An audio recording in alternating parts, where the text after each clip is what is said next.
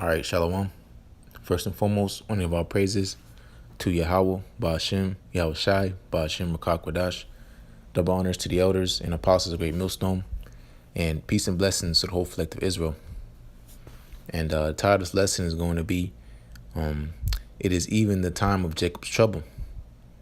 And just getting into the rough times that we're getting ready to head into. As scriptures say, when ye shall hear of wars and rumors of wars, all right, this is the beginning of sorrows.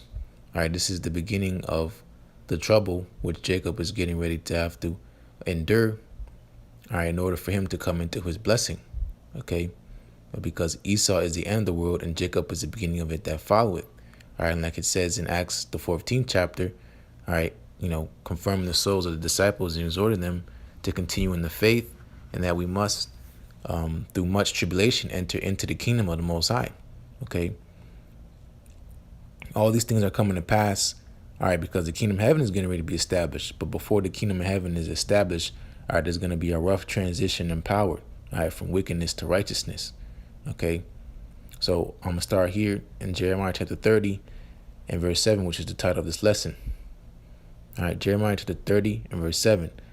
Alas, for that day is great, so that none is like it. All right, what day is that talking about? That's talking about the day of Yahweh Shai, all right, his return.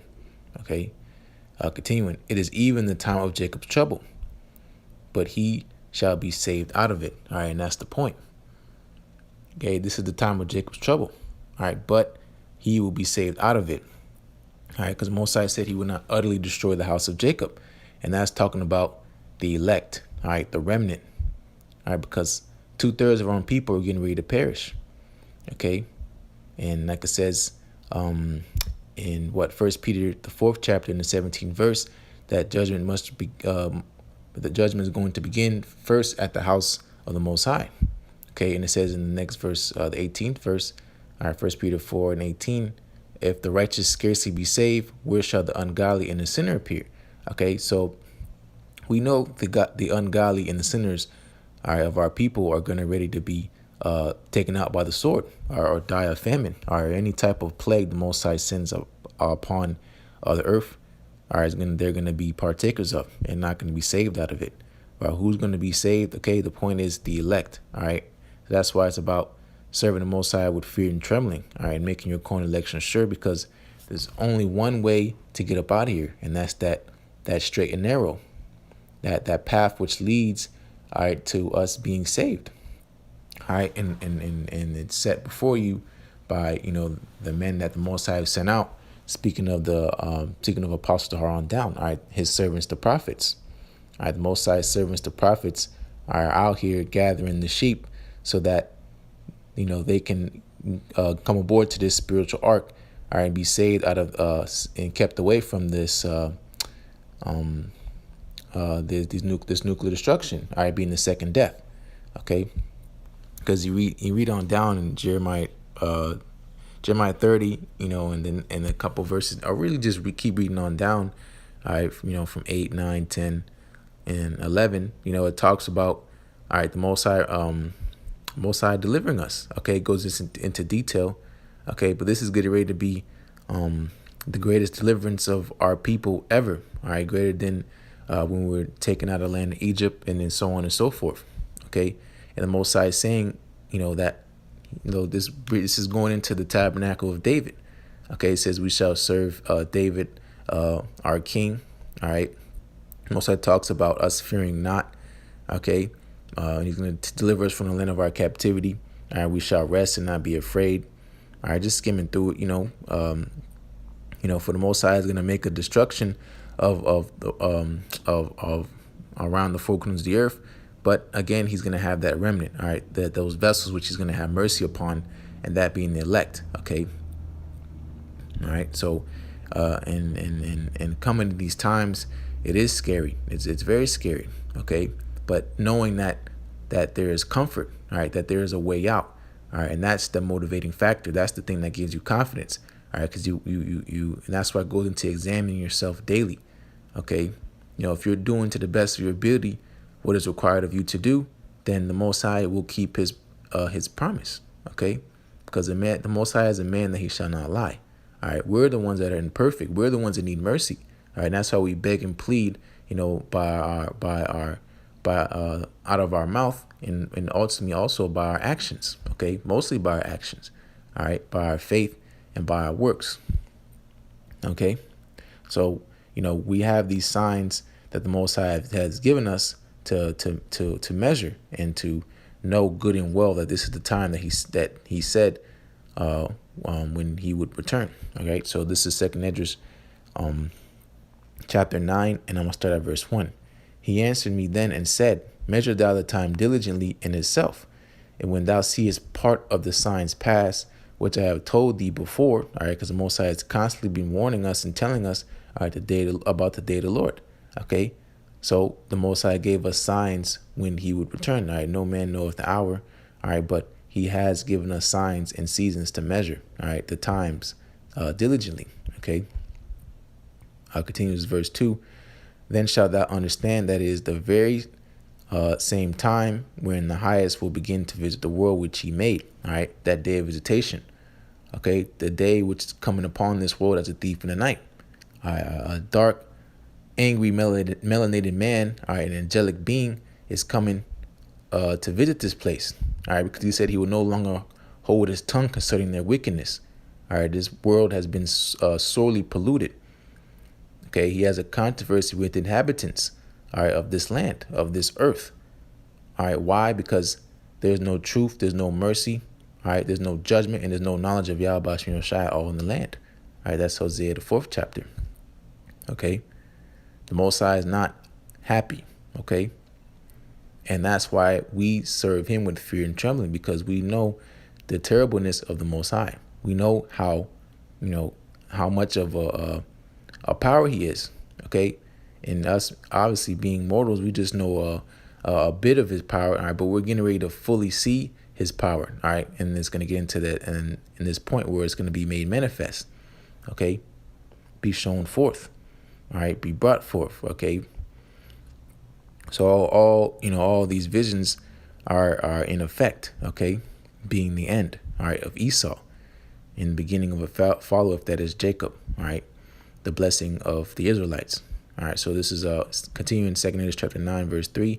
Therefore, when there shall be seen earthquakes and uproars of the people in the world, okay, and you see these things going on, all right, for current events, what's happening right now in Hong Kong.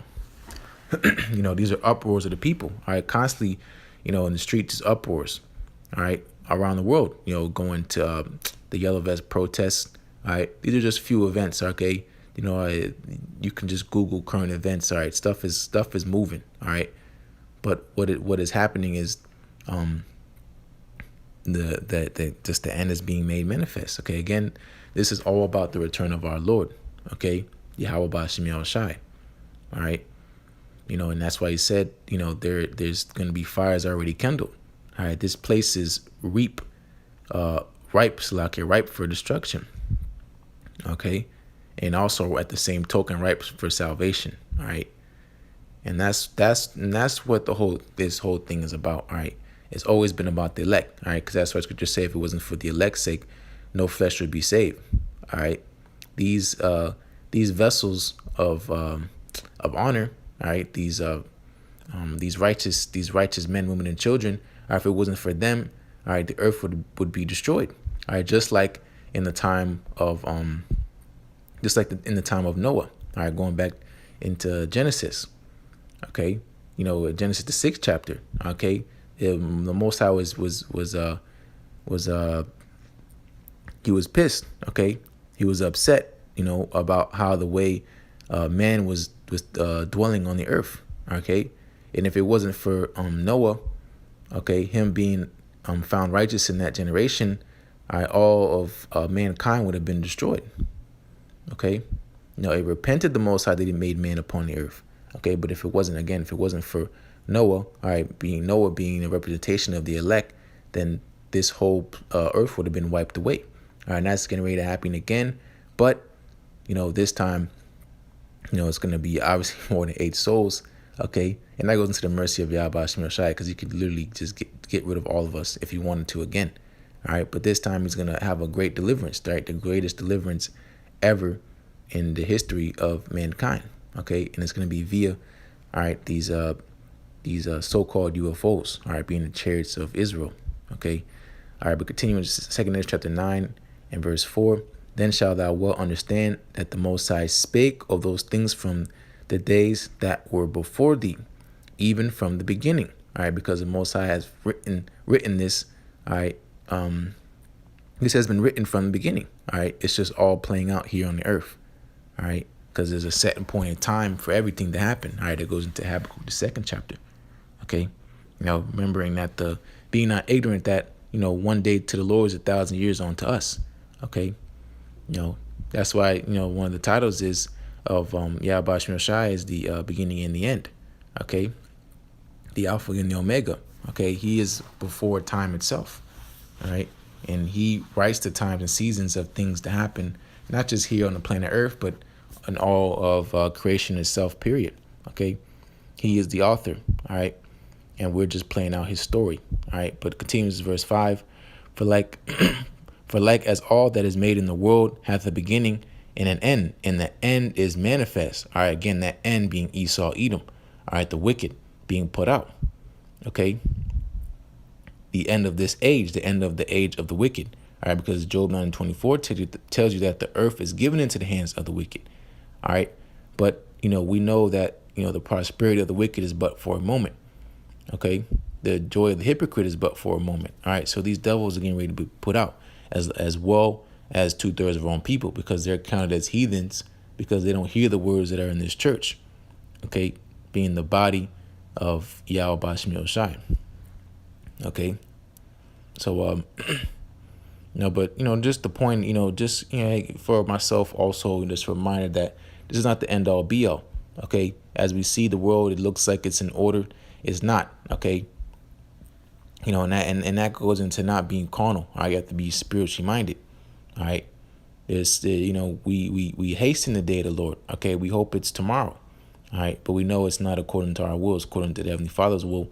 But all these things getting ready to what? This earth being ready to be dissolved. Well, really, the entire earth is not going to be destroyed, but just saying this rulership, is getting ready to be burnt up, where the elements are getting ready to melt with fervent heat. Where should your mind be at? Where should your conversation be at?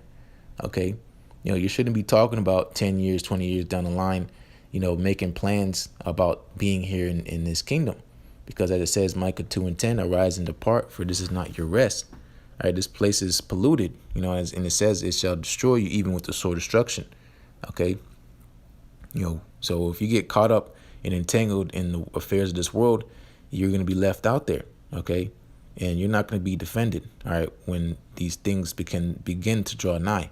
All right, because they already are nigh. It's just the angels holding back the destruction. To that point in time to where, the elect is officially sealed. Okay. But this is, I'm going to finish off this Revelation chapter 18. Yeah. Revelation chapter 18 and verse 4.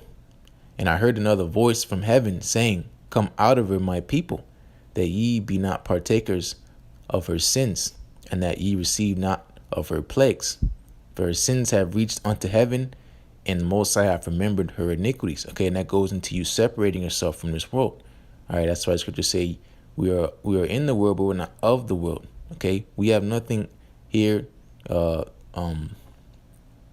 we need to be looking back on like Lot's wife did. Okay, we have no entanglements, we have no ambitions. We're just here to serve our punishment. Okay, like it says in Micah. If I'm not mistaken, Micah, the 7th chapter. I will bear the indignation of the Lord, all right, because I have sinned against him. Okay. If I quote it right, it might. See, now I gotta get it. Slakia.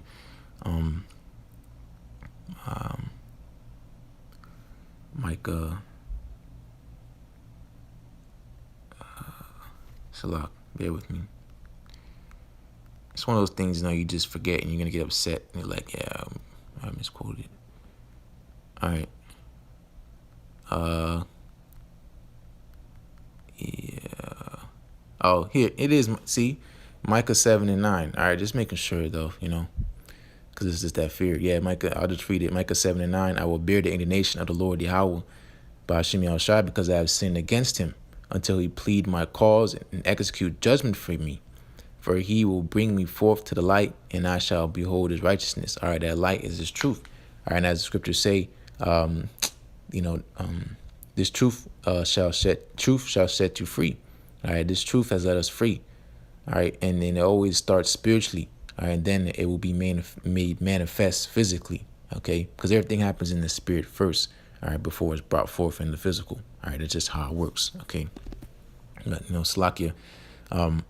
But that was a point. We can just go back into 2nd Esdras, the 9th chapter, and I'll read 13, and I'll just close out there. All right, so this 2nd Esdras chapter 9, verse 13, and therefore be thou not curious how the ungodly shall be punished, and when, but inquire how the righteous shall be saved, whose the world is, and whom the world is created. All right, them being the first fruit. All right, and speaking of the 144,000 and the rest of the 1/3. Okay, these are the men, women, and children you wish to inspire to be.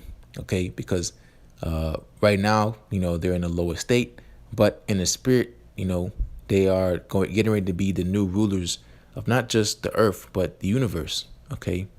This is the portion of Jacob that is not like them. All right. He is the former of all things, and it is the lot of the Most High's inheritance. Okay. So all the things you see, you see the stars, you see the moon, the sun. All right. There are men that are getting ready to inherit these kind of things. All right. They're going to be dwelling in their own planets. Okay. Things like that. Okay, that's why, it talks about, holy conversation. All right. Storing your treasures in heaven. All right. This place sucks. Okay. So you putting your treasure here on earth, where basically it's going to be destroyed, that's not a smart investment. Okay. Though in the moment, the stuff we go through sucks. All right. The chastisement sucks. But you have to remember that the Most High is working with you. All right. He's working with you as a son. All right, because if you be without chastisement, you are a bastard. All right, the Most High is trying to get you right, so when this time comes, he can defend you. All right, you can be accepted of him. All right, because we have to go through that furnace of adversity. All right, it's just protocol. All right, we all have to go through it. All right, and it's not for us to be destroyed, because the Most High said he has not appointed us onto wrath. All right, he has appointed us for pretty much opportunity to come into salvation, enter into his rest. Okay. So as terrible and ugly and bad things are getting ready to get, all right, just remember the latter end of how beautiful, all right, everything is going to be put when it's put back in order.